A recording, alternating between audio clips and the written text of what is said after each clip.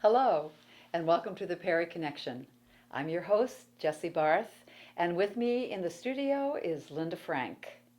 And that's Frank with an E. It is. My grandmother changed it to an Oh, E. really? Why did you do that? Well, there's two family stories about that. One is she did it close to World War II, and Hitler had a high up person who also was a Frank, and we Okay. didn't want any connection to Yes. that family at all, and Right. so she changed it. The other story is that she just liked ease, and she thought it looked better that way. Good.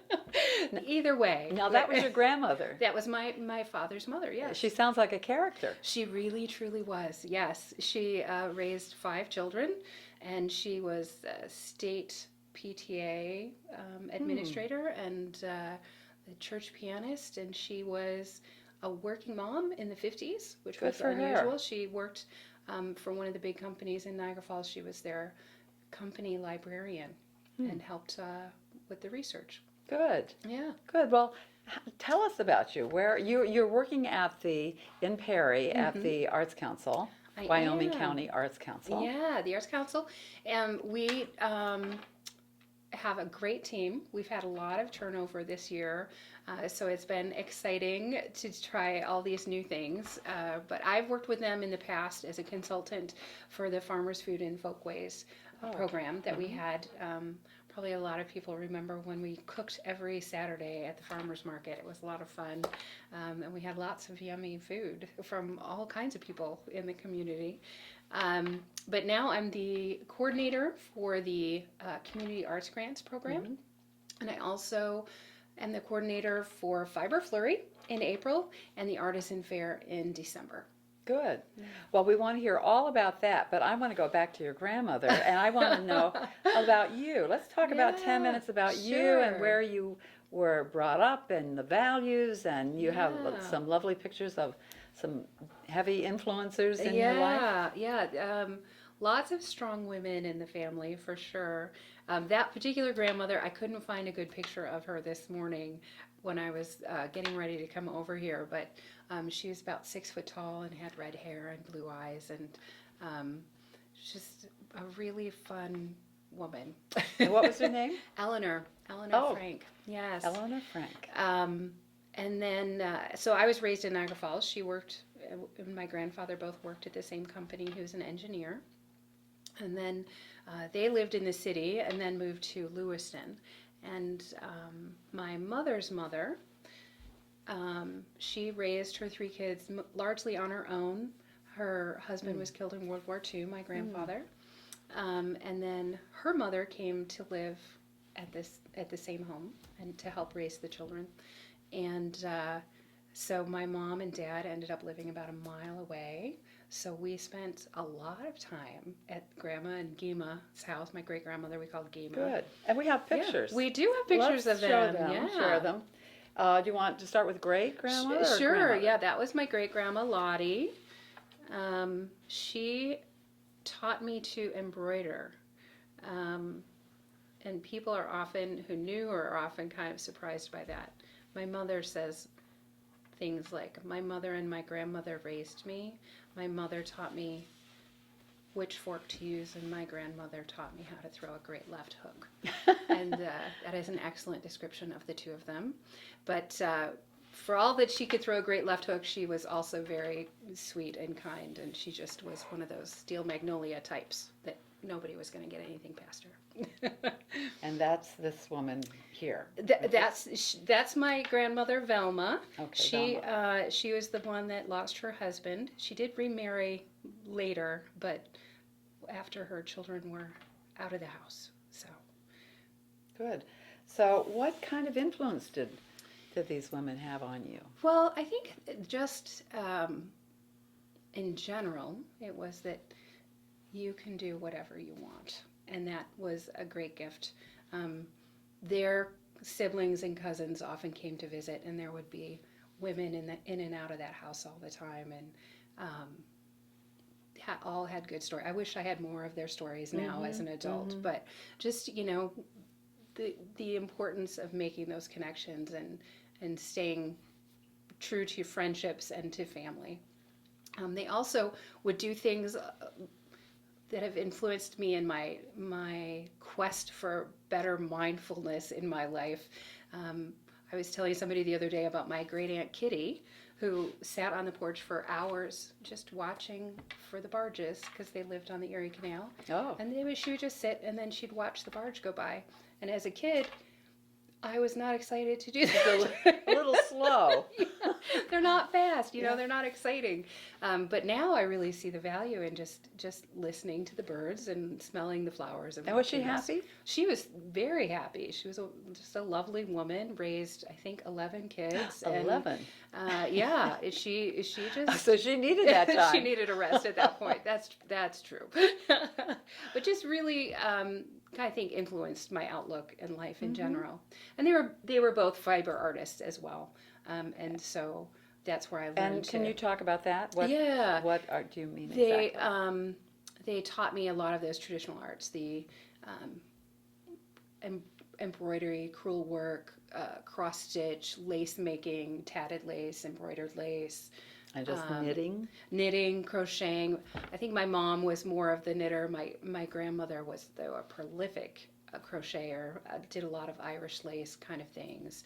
And then the other grandmother, Eleanor, she did a lot of Swedish weaving, huck weaving, which is a form of embroidery as well. So I kind of got that. And do you have a lot of their work still? I have quite a bit of it, yeah. Good. When we closed up those houses, a lot of that came to me, and I am the keeper of the photos and the good stuff. So often when somebody needs something, they'll give me a call and say, "Hey, do you know where this is?" And did you have siblings? I do. I have a younger brother and a younger sister. My brother, he is a very talented woodworker, and he draws lovely pictures, though he thinks that's not his strength, but he does that in his spare time. And my sister is a very talented photographer, but she works with the homeless in North Carolina. Oh, beautiful. Yeah. Wow, what an interesting family. We have good stories.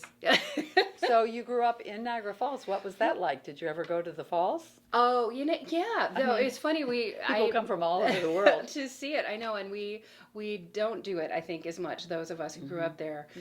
My dad moved us out of the city proper when I was just a toddler, and I grew up in Wheatfield, which at the time was farms, but now is a lot of housing developments. Sure. But it's funny, on our senior year, a bunch of friends, we were all going all over the world to college, and we said, what should we do for our last weekend here? And we said, we better go to the falls. We had never been on the Maid of the Mist or in the Cave of the Winds or any of those things that people do, and so that's what we did that weekend. Fun. Because we had to do it before we left.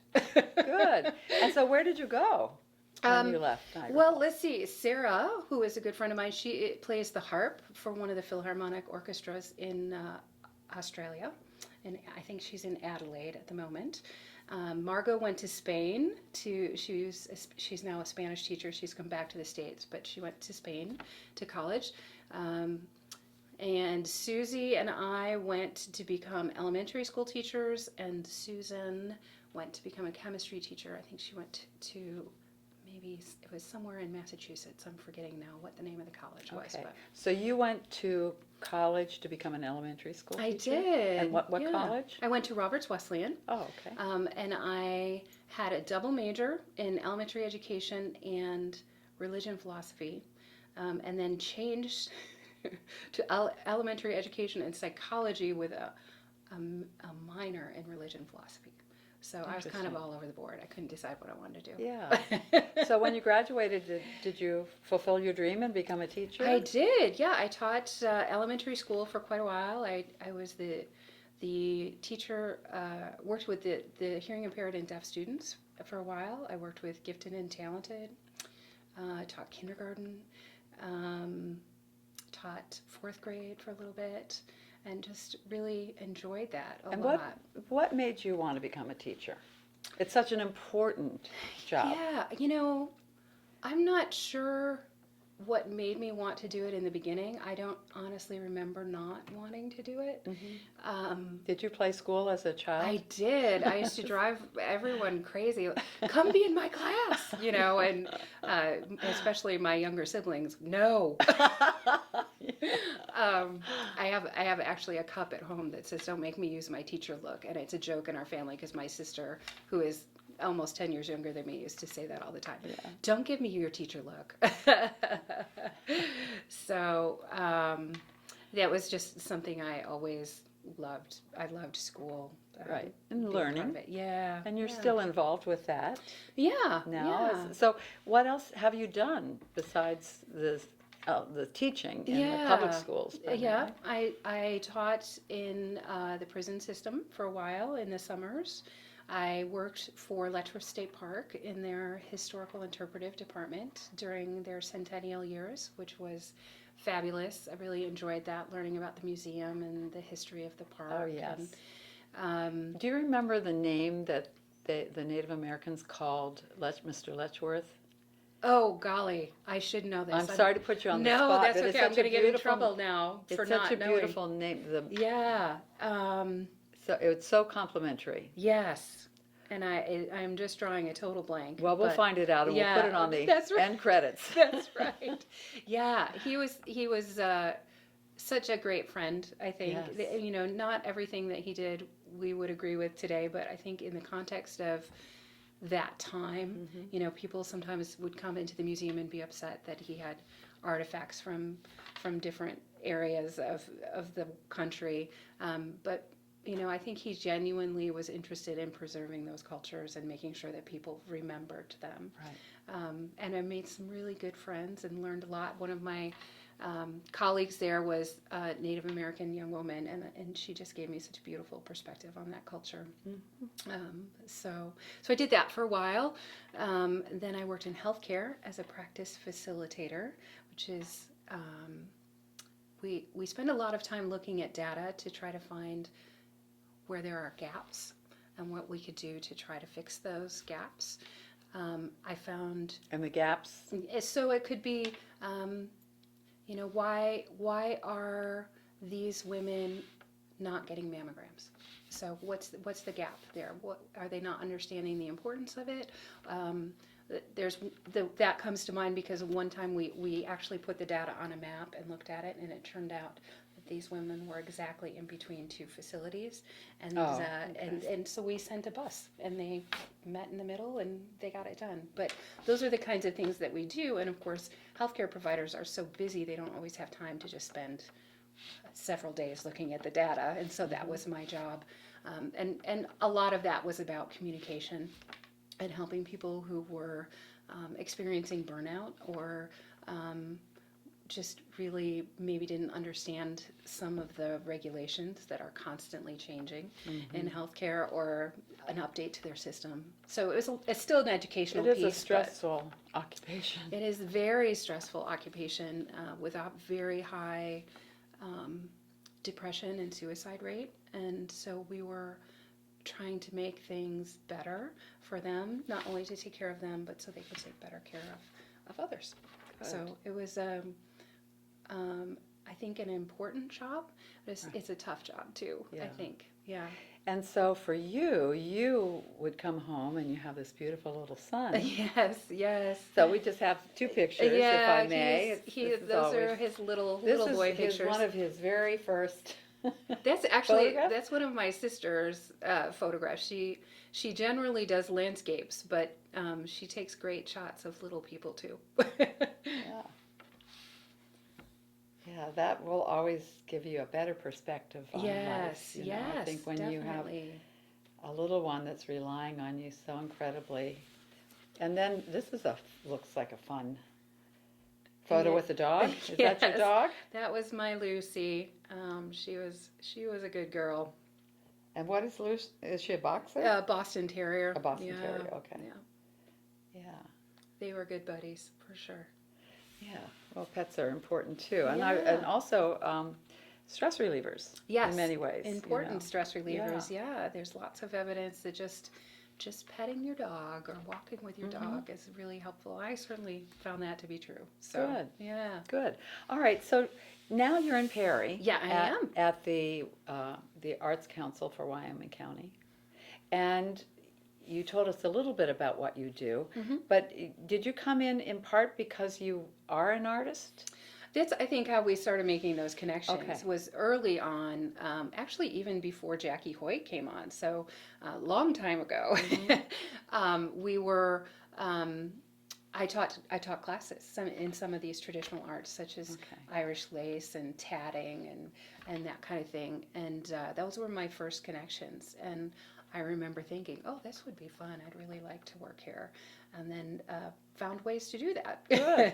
And you know, with the knitting and all that, crochet, is that a stress release too? You know, just to... I took a course last summer from the Institute of Therapeutic Craft and Creativity, and it's Betson Corkle did the first class, and she is fairly famous in the rest of the world. I think probably not as much in the United States yet, but she's a physical therapist who did a ton of research on how knitting in particular is really helpful and a big stress reliever. I know probably some people have seen those. You know, it'll reduce your blood pressure, and it's possibly reducing your blood glucose levels. And it caught my eye. Actually, when I was in labor with my son, I went into premature labor and I had preeclampsia. And the nurse came in at one point and she's watching me, and I was knitting a vest for my nephew. And I said, do you need me to stop? And she said, no, whatever you do, don't stop, because your blood pressure goes down, and every time you set it down, it goes back up. And I said, okay. So I knit the whole back of that vest that day. Wow, that's a story. I've never heard of that before. Yeah, it does. And it's, you know, I thought it was going to be a fun summer course, and it was, but it also had a lot of neurological information and that kind of thing. And there's a midline in your body, and if you are using both hands and you're doing things that cross over this midline, it does something really good for your brain. And it's particularly helpful with the aging population, which was who she worked with.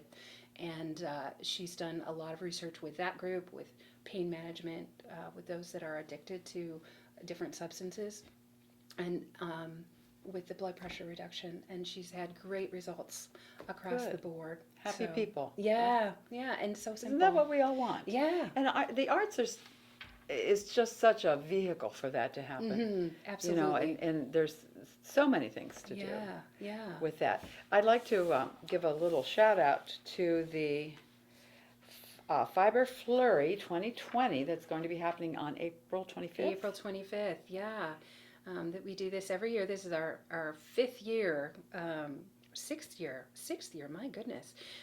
So we are really excited to be having it again. It's in the village of Wyoming. We have a number of vendors that come and bring us beautiful wool and yarn and beads and all kinds of good stuff, and several classes as well. So it's an all-day thing? All-day thing, yeah. Okay.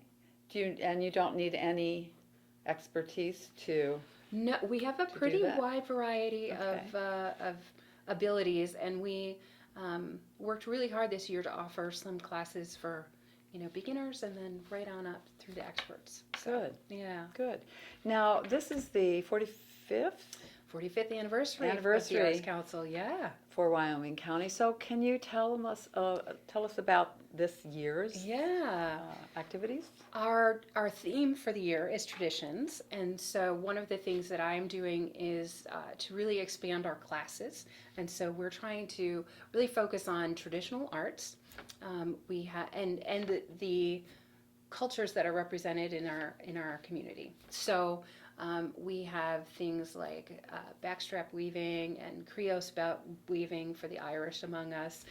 We are doing some Swedish weaving, a huck weaving, which is actually embroidery more than it is weaving. But we have some Irish lace classes, and then, basic watercolors, sometimes with a twist. We have a kids class over Easter break where we're going to be watercoloring on an Easter egg cookie.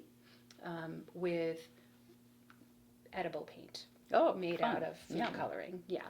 Good. Now these classes, let me interrupt you, yeah. excuse me. Where are they? Are they all in Perry or are they around the county? Most of them, almost all of them will be at the Arts Council. At the Arts Council, Yeah. okay. We are going to be doing some pop-ups here and there throughout the community during, especially the summer months, where we will be kind of at, maybe the senior centers or the farmers markets, that kind of thing. So there'll be a couple of those here and there, and you might see me out in front of the Arts Council on the sidewalk just working on something to chat with people. Well, it's a great way to draw a crowd. Yeah. People, what are you doing? Yeah, Oh, yeah, that's nice. yeah, And yeah. Well, and one of the things that I am hoping that I learn from these is more about what the community really needs and what they would like from us at the Arts Council.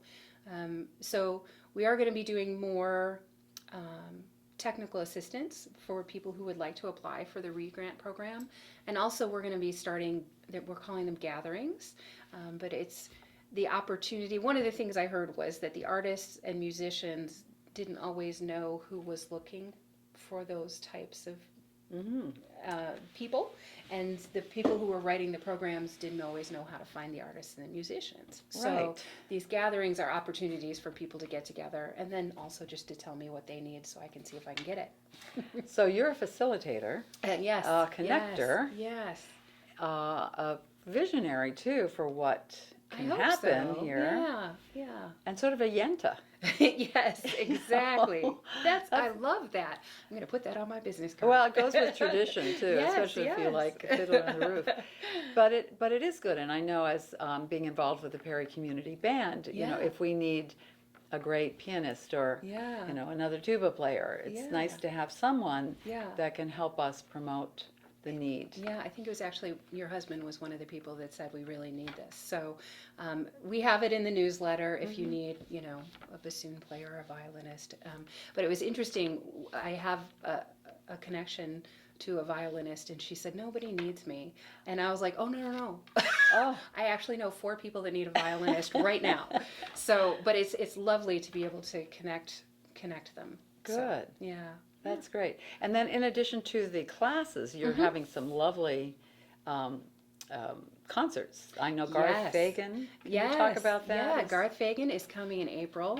It's very exciting. I've never actually seen Garth Fagan's. Can you tell what that is in case someone doesn't know? Yeah, Garth Fagan is from Rochester, and he is a dancer and has this dance troupe that has traveled all over the world.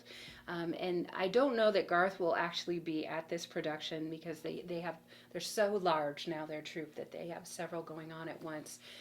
But part of the troupe will be coming to Letchworth School in April, and the event is free. We get grant money so that we can offer this for free, which is very exciting. I've actually never seen him because the tickets from where I was from were very expensive, actually. So this is a great deal. This is a great deal. It's very exciting.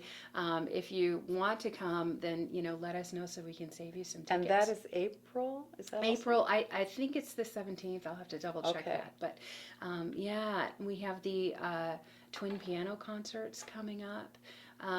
Those tickets are $45 in honor of our 45th anniversary. Okay. But if you have 2 people, then you get it for $60. So, and that's one of our big fundraisers of the year. I was going to say, how can the residents of Wyoming County support you more? What would you like to see from us as That's a great citizens? Question. Honestly, right now, I think what would really help us is if we could connect in a way that was very meaningful. But if you just stop in and tell me what you'd like to see, what you need, because we really want to try to provide that.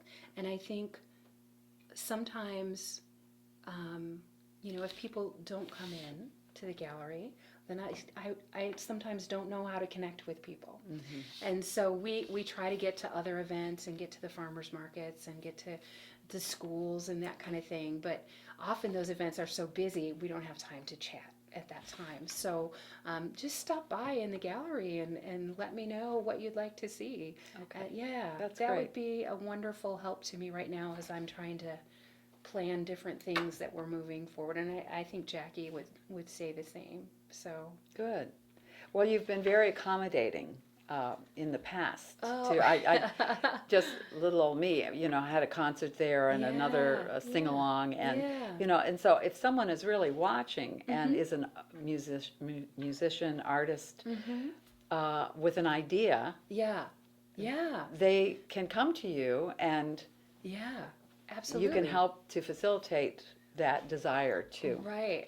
Well, and To perform. one of the jobs that I have is this re-grant program. So, NISCA, New York State Council on the Arts, gives us money so that we can give other people money to produce your concert. Isn't or that great? Yeah, it's wonderful. And I would love to have people come and tell me, I have this idea, and we'll see if it fits in that program. Okay. Or maybe there's another program that it would fit Right. in better. But, I think people are very intimidated by hearing, I have to write a grant to get that money. I'm here to help you write that, and it's So are not- you not are the as person hard. that will help them Yeah, hold their hand, right. the shining Get all the way light, through it. can teach them back in kindergarten. Yeah, Great. Yeah. Great. Wonderful. Well, I can't believe it, but our time is coming to an end. Yes. Any final thoughts about our community of Perry, New York? I just, and you and I have talked about this before, I just think it's a lovely place. I love that people are so willing to work together here, and I just hope everyone really understands how much the Arts Council really wants to support that. So That's great. Yeah. Great. Well, you're a tremendous resource. Oh, thank We're you. so grateful for Thank you, you. and grateful that the vision is always expanding. So Yeah. thank you, and Thank welcome. you. Welcome Thank on you. board. Thank you. Well, thank you, and thank you for joining us. And if you're watching this and you live in Wyoming County or anywhere around the world, please come to Perry and check out the best little arts council in the world, I dare say. So thank you, and we'll see you soon on the Perry Connection.